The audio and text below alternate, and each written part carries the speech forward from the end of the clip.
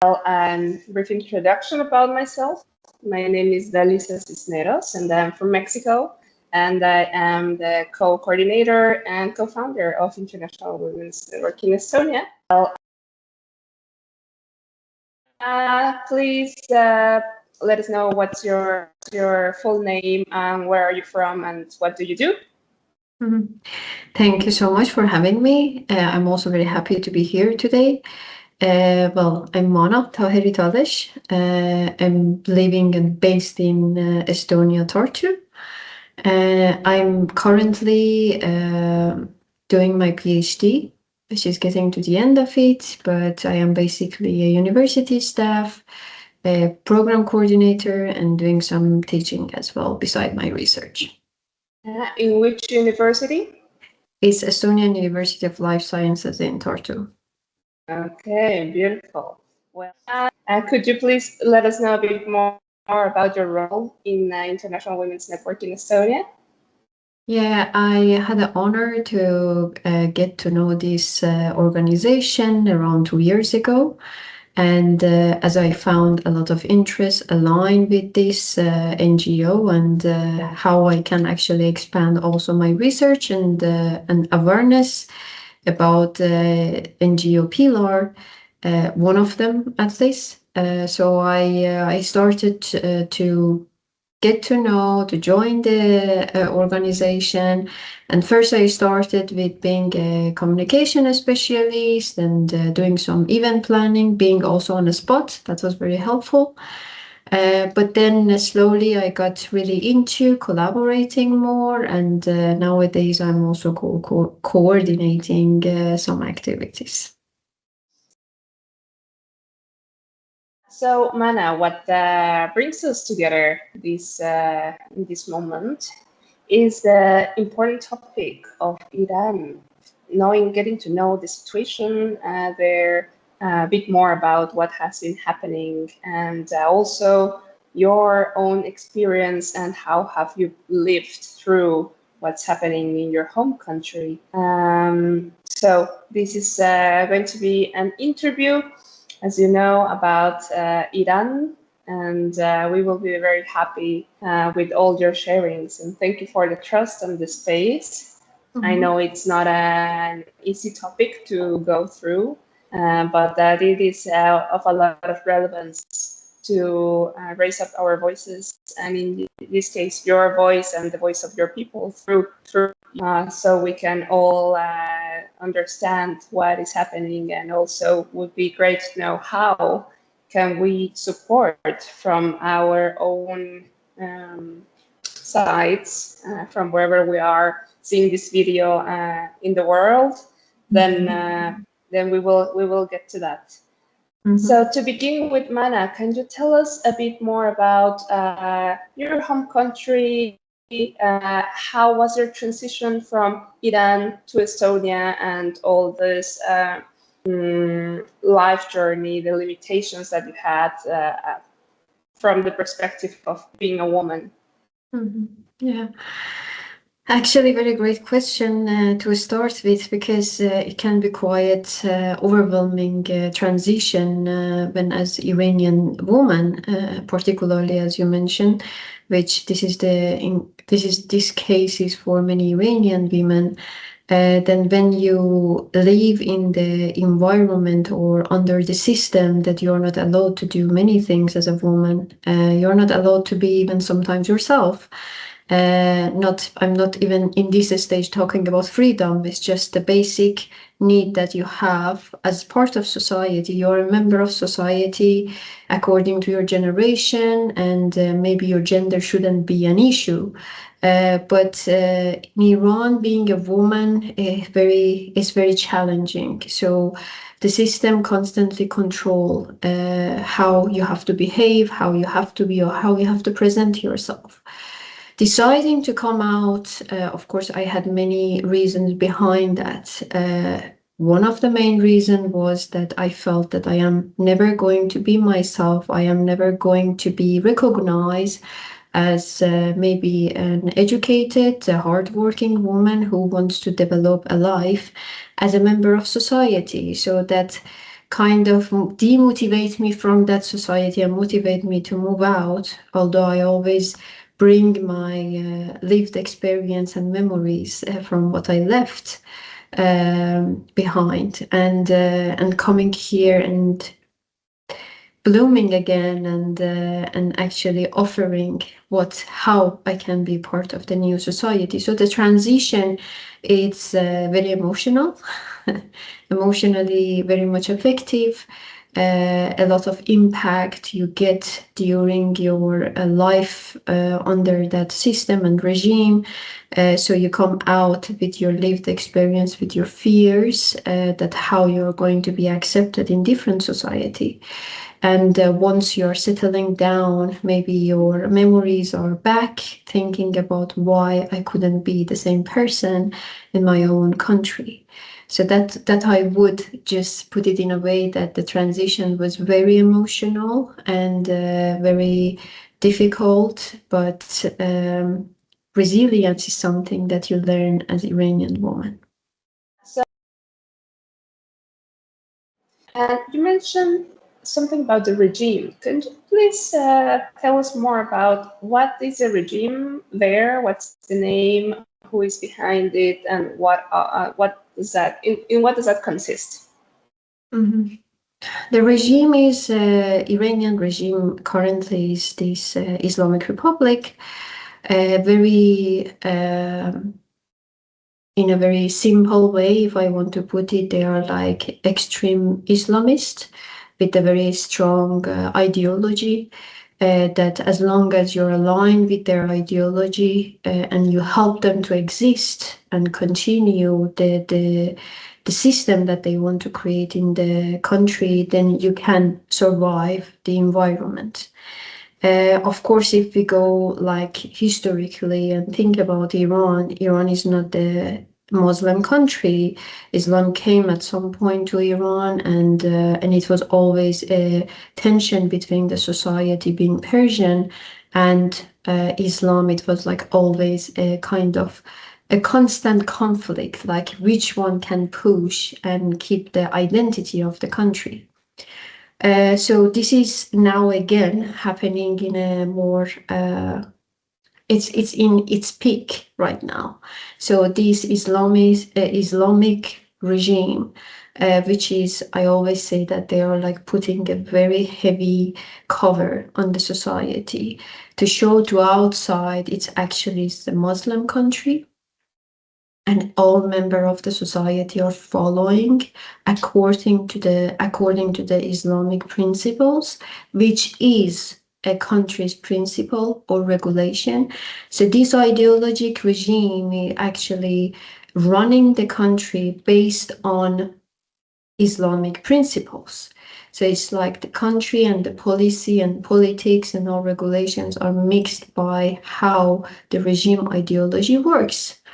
So that doesn't bring any discipline to the society. It's based on force, and it's based on oppressions. And this is how you can see nowadays the conflict between society and the regime is getting more tensional, because what people live and see and understand from many other society like Western semi-democratic or democratic, we don't have completely democratic societies, right? Semi-democratic countries and system, what they see, they want to apply the same, or they want to live the same. But then this regime and their oppressive attitude, it's getting to the conflict to the society. So this is how the system works in Iran since 1979, that they came on power. They started to apply their ideology. Their ideological approaches affected not only regulations. First of all, women lost a lot of rights, basic rights of custody, of divorce, of their role in higher positions in state organizations or in public or in private organizations, to many other things that they even, what I also cover in my PhD, is that their ideology is even affecting and impacting public spaces the space symbols, the city symbols and signs, they're all aligned with how they think and how they want to Islamize the society, so-called. Prior to the regime, women would live a complete different situation or reality within society, and their rights were also more established. And after that, then we saw the change of and the loss of the rights. How did that relate now to all the rising up of the society that we have seen in current times with the protests? Mm-hmm. Well, if I want to just give a small picture like how it was, I mean, I didn't live before this regime, and I purely was born in this regime and raised in the period of this regime. But what at least I studied and what parents talk about it, the small difference picture is that before 1979, when the monarchy system was the government in the country, the society was more equalized in a way that women and men, they both have opportunities. Of course, there are like always a problem with the different governments, but period of coming this regime in, it made the first move that actually they made for women. Of course, they gave a lot of fake promises when they came on the power, just to find their position. And then when they came on the position, the first movement, not only women losing their position in the society, but also they started to push and oppress women to put their cover on. So before this regime, like anyone could have like any dress code, like Western societies that you see now, it was exactly the same. But then they started to force to cover women and put a lot of tight regulations, again, very much meeting the Islamic principles. And then the movements start not now. Maybe many people think that it's just started recently, like maybe from 2023. It's actually started just 2 years after this government was established, and that it was the women movement. So since then, we have this women movement all the time, year by year happening, and it's just getting worse. Every generation of that time, moving to gain their freedom from what they lost, according to the generation, if they left before, and now coming up now, which was like the most maybe highlighted one was this 2022, the movement of women life freedom, which actually could highlight more, which was actually inspired by White Wednesdays, when women were like getting their scarf on the stick. They call it like one White Wednesday, that they go out and they complain like they show their demonstration that they don't want to have a scarf. This is just forced. And that movement just got connected the one day when women all came out and say that we don't want to have a veil, we don't want to have this forced hijab and cover. And it's just, you can see now attention is higher because movements are getting bigger, and that's also is changing by generations. Mm-hmm. So it has, as you mentioned, 2 years after, since 1981, been a constant rising up of the women to get their rights back. And now we're just hearing the latest protest, but it has been an internal fight ever since. That's very interesting to know. Mm-hmm.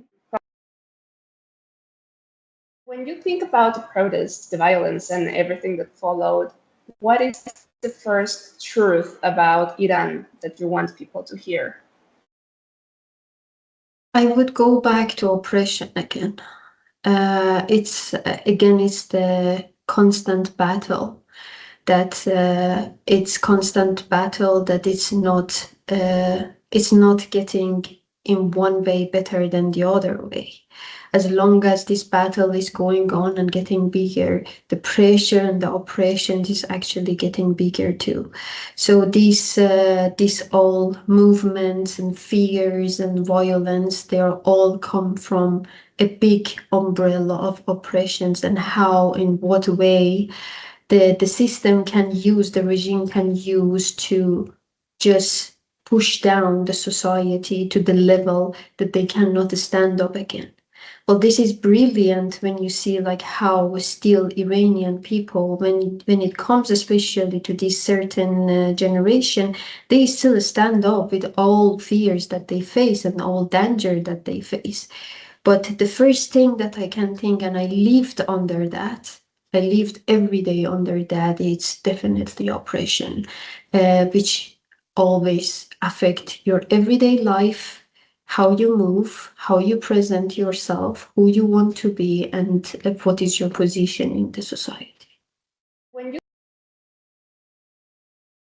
well, from our side, we only see the headlines of what's happening in Iran. But for example, back home, you have friends, you have family that are currently living under that regime. How is it for them at the moment? And also, what is the danger, is any, for your family having you outside of Iran and being an active voice against the regime? Well, if you're talking about right now, probably many people think, "Oh, I'm so sorry, there is war in your like country or in that region in the Middle East, and probably your parents or your family is in danger." I think for us Iranian, it's actually beyond the war. It's something that really didn't affect us much, even me being in contact with my family inside of the country. I'm not saying like we are so numb and emotionless about the war. Of course, our country is getting more or less destroyed. Well, of course, not everywhere, but still, it's not enjoyable to see. But the pressure that we go through, and the dictatorship that we lived for many years, war cannot harm it more than this. It's not more than what we lived. So this oppressive regime and their constant movement and their constant impact on the society actually affect us every day. And I can see my family face, and I can hear them how, for example, the January 8th, 18th and 19th, when the massacre happened in Iran, this is something that we are going to live forever with it. This is something that we are not going to ever forget. Doesn't matter how many bombs are coming down in my country, destroying a lot of buildings, but still we just sleep with that event, and we wake up because we know that still since then, every morning, one of our people, one of our innocent one who just went out to chant for their freedom, they're getting executed every single morning. This is how we feel. Doesn't matter if you're diaspora, if you're living in the country, we all live the same, we dream the same, we also wake up with the same thoughts. How one day we can memorize them, we can all gather in the country back and celebrate this freedom, and also remember them for their bravery and how actually they were fighting for all of us on the street. You mentioned a massacre of which year, and what was the situation for the protests? In January 18th and 19th, 2026, just happened 2-3 months ago, when there was an announcement that for people of Iran, that if they want to go out and go for your final battle, go and chant your freedom, go and shout out and spell out your freedom. This is your country, this is your identity.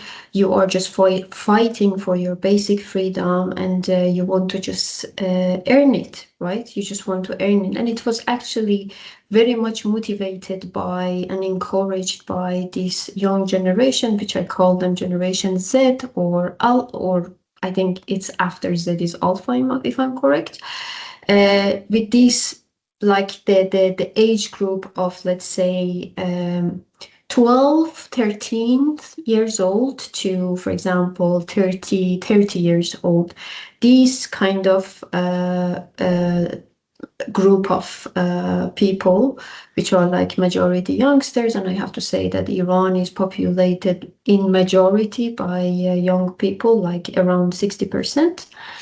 So millions of them came out, and they were just walking and saying what they want and what they faced. They went with empty hand. What they faced were snipers shooting like directly to their body, or snipers to their head, and they lost tens of thousands in 2 days.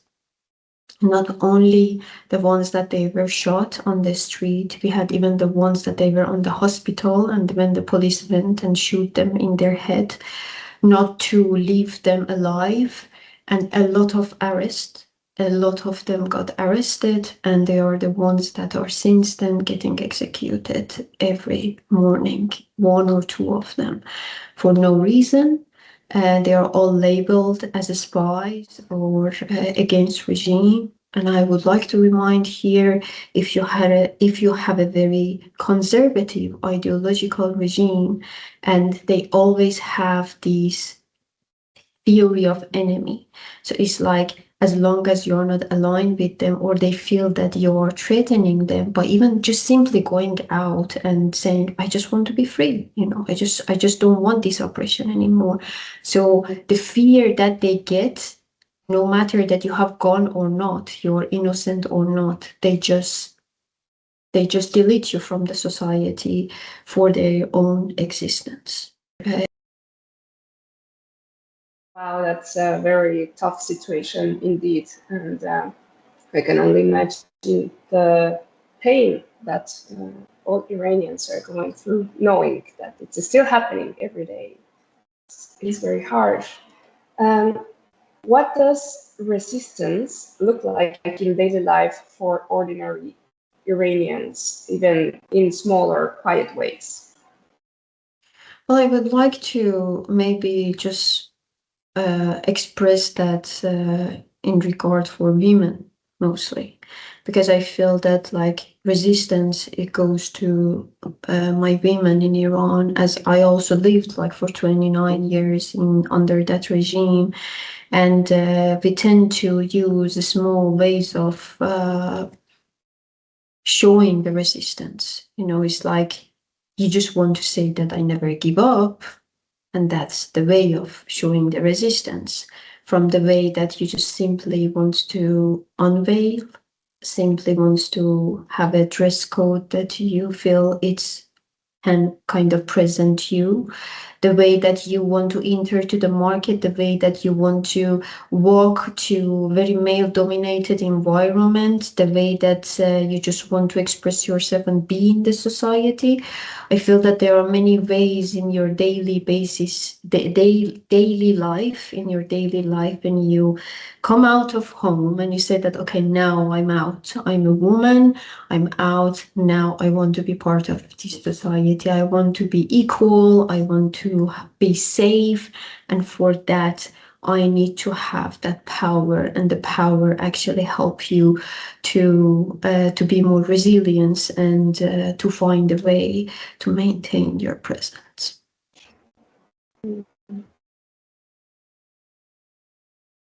Why does it matter to you personally to speak out and be a voice of Iranians at this moment? Well, I think being Iranian is one of the reason. It's like I cannot ever forget or I don't know, delete it from my memory that I'm Iranian. Like my identity is everything for me. I feel that personally, I always represent my country and my culture and my identity. I think this is the main reason that I want to be always be the voice or echo of their voice somehow. And I want to be a right and correct one, being on behalf of the society. And I think the other reason is I lived in that society and in the country, and I went through all these moments of fear, of being unsafe, of being invisible, not being counted, or being so manipulated and abused from the regime because I am just simply a woman and I just want to be beautiful in my society, and I don't have to be ugly covering myself and following principles or ideologies that are not my beliefs. So simply just by not believing what I want to believe or not, I was just excluded all the time with a lot of manipulation and danger, of course. So as I said in the beginning, I came with my lived experience and memories from the country. And this is something that I cannot ever forget because I have family and loved one living in the same situation. And I will be always, always their voice until we are all free. That's great to have your voice here in this space today, also this important information with us. Thank you. Now, there is knowing that there is a current war at hand, what would be in your mind the best scenarios coming out from that war for Iran? Well, the best scenario, of course, is the best one that we think and we want to imagine. Understanding that this war is mostly against the regime, and believing in that, we are not feeling too comfortable when the war is in kind of cease moment. If it's ceasing, this is not the moment that we feel comfortable. We know that as long as this regime continue to be on power in Iran, it's going to destroy everything. We already also know that in many countries and regimes happened that the change came and simply the power changed. But in this situation, for this regime, the idea of resistance is also, it's something very dangerous because it's just destroying the country and the society and the economy at the same time. So the best way that we can think how the best scenario for this war is like to destroy the regime, to aim the regime and to destroy the regime and to let the society to rise again, to come out again.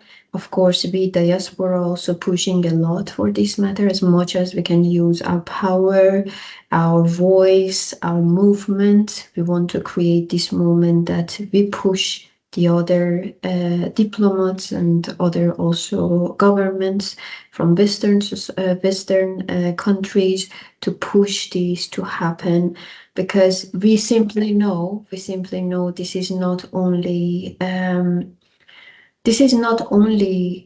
the danger for Iranian society. They are creating greater danger because again, when the ideology is very full of fears and full of danger, it can go to the bigger scale.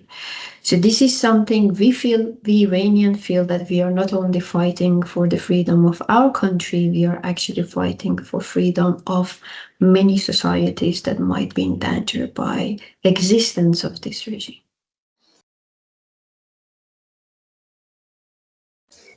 And it is so important to talk about these outcomes that the Iranian people that are against the regime are imagining or wishing for. Because as an example, right now that I am based in Latin America, I have seen a lot of propaganda of support towards Iranian regime because they are pushing back and not allowing themselves to be bullied by United States. Then they are bringing like a lot of tension and this support for the regime just because they are standing against the United States. But it's important to understand that the Iranian people themselves are fighting internally at the moment against that same regime that it's pushing the United States. Yeah, this, of course, this type of regime, if we just look at it as a simple sick system, right? They like, so the idea of existence and resilience is like how we can actually spread around to keep ourselves rooted enough not to get destroyed. And propaganda is one of the tools that they use.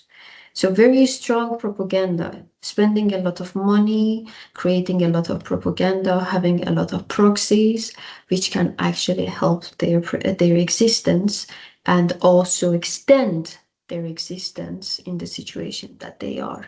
And nowadays, with all social media technology that we got, digital propaganda is something very simple and easy to do, and it can be quite overwhelming. So for us, diaspora, it's a real battle when it comes to digital propaganda.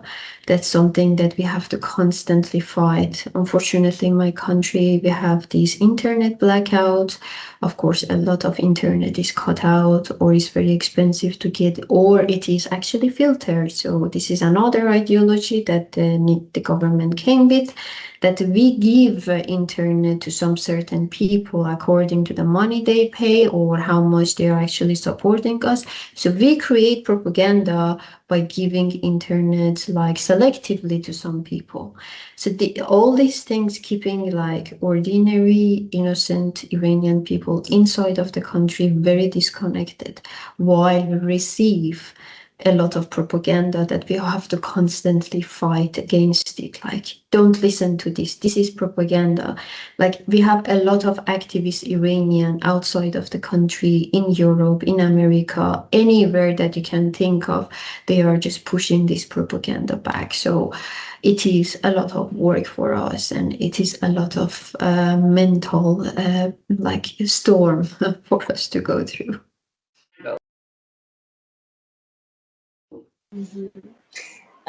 What reliable sources would you advise us to check in order to see the real information coming from the people in Iran that are opposing the regime to understand the actual situation within the country?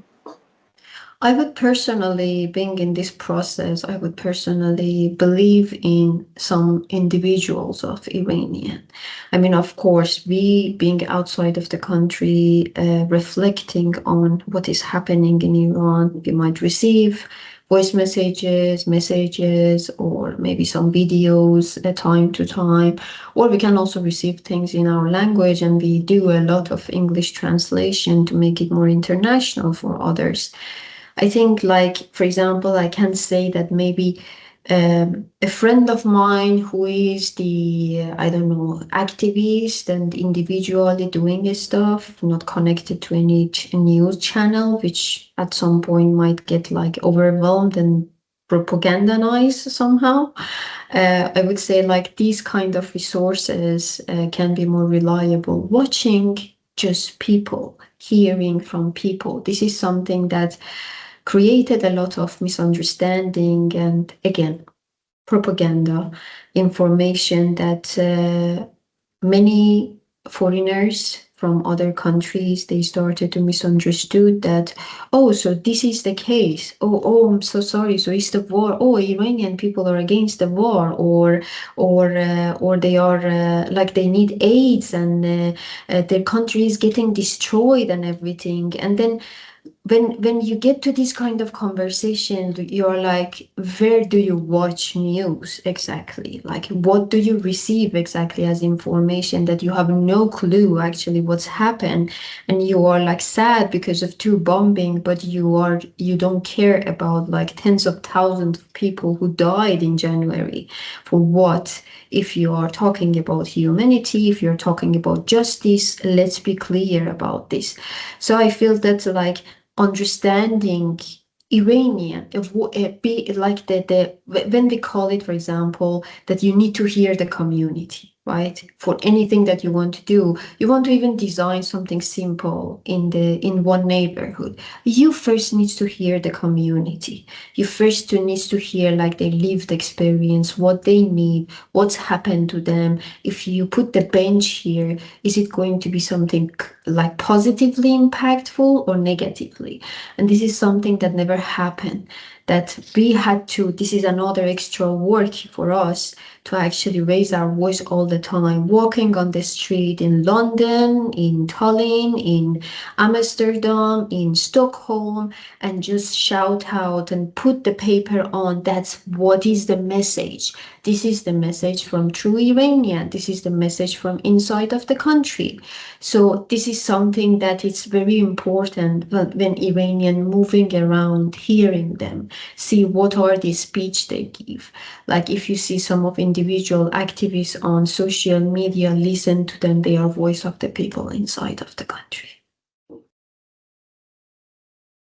One thing that I really respect about Iranian communities, not only in Estonia, in many other countries, that they really respect the country that they are living in and getting the opportunity to do something. Like, for example, when they want to demonstrate, I really love to see how they follow the rules, how to respect the society still, and how they're actually communicating their movement with the society in general, which the basic item is the language. So when we announce something, we make it definitely in Estonian, in English, and even in Russian sometimes, because we want to communicate with everyone, every part of the society. They understand what is our aim for, and we are inviting everyone. We invite everyone, we welcome everyone. We love foreigners as Iranian even, and we always want to talk to them. Even in some of our movements, we might stand out, and when someone is passing by, give them brochure in many other languages, which is again Estonian, Russian, English, that they can read, and we are so happy to explain to them, because increasing awareness is one of our goals. Being outside of the country, we just want to give the right message to everyone. One thing. And to wrap up this interesting conversation, is there any invitation or your wish that you would have for international community that is listening to this video at the moment in regards of the strength or hopes of Iranian people? Well, I would like to say that we have a lot of real stories, especially being an Iranian woman. I went through a lot, and I brought them out with me. I am putting them in my research, and from my research also, I want to be the voice of Iranian women, especially. Just listen to our stories, come to our events. We might have soon another event in June, which might be a performance.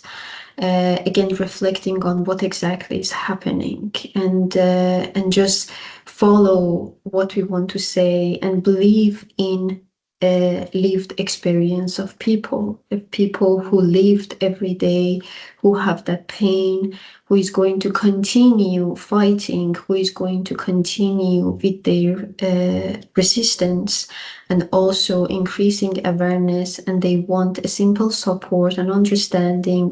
And if they think they have any of these individual people in the society that we live with, respectfully with them, if they have any power, just spread our words and just stand with us, because we also want to live in democratic and free and also safe society in the country. If anyone that is listening to this video would like to reach out to you to hear more about this topic, where can they find you? They can find me on social media. Of course, I said my full name. They can find me on Instagram, on Facebook, on LinkedIn, and they can just easily write to me. I will be happy to explain more and to give them at least accurate and correct news. Remembering that I have relatives, I have people in Iran, like many others, and we just talk about the truth. Thank you, Mana. And we would, yes, we will continue then this shared fight, listening to women's voices and spreading their activist fights, because there is a lot to be done. And one step at a time, we will get there with everyone's support. Thanks for having me. Thank you, everyone, for listening to this video. And we will share information afterwards on the comments, and so you can also keep yourself informed. Thank you so much, and thanks for having me. A pleasure.